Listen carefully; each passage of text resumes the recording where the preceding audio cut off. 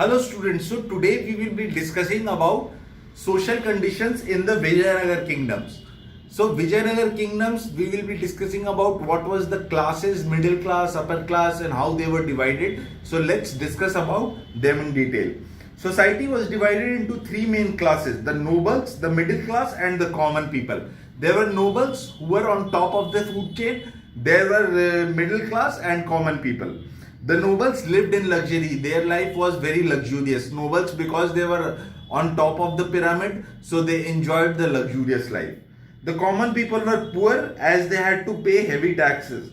The traders and craftsmen mostly belonged to the middle class. The common people were poor, which common people could be from the peasants or the farmers. They were the common people and they had to pay taxes to the government.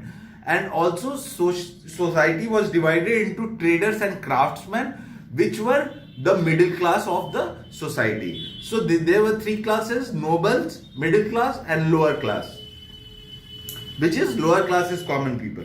Women enjoyed respect. They could hold high posts and take part in political and literary activities. Some were even trained in martial arts. However, polygamy, which means having more than one life, was common among the upper class.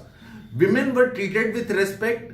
They were taking part in the political society, political aspects of the society, and also some were being trained in martial arts.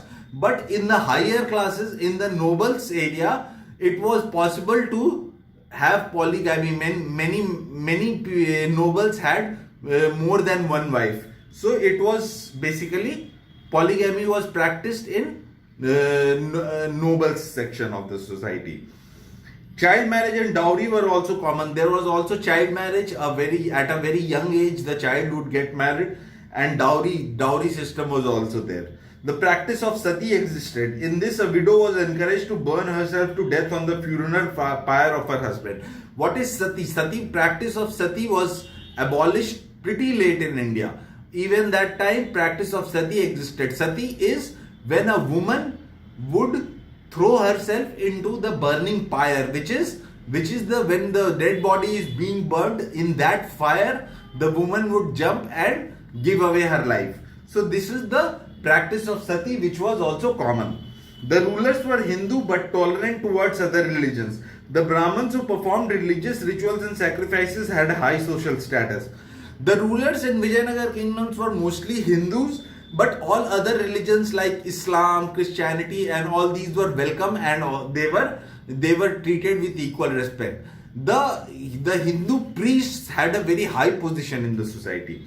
Let's discuss about cultural contributions. The city of Vijayanagar had beautiful palaces, temples and buildings. The rulers had old temples repaired. Vijayanagar was a very rich city. Even when you go to Hampi in Karnataka today, you can find the architecture, beautiful architecture they had. They had palaces, temples and buildings during that time, and they were very much, the old temples were repaired during that time. They also had new ones like the Vithala and Hazara Rama temples built.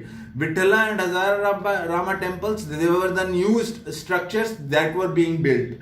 The temples were adorned with beautiful sculptures. The arts of painting and music also flourished. The king patronized Telugu, Tamil, Kannada and Sanskrit literature.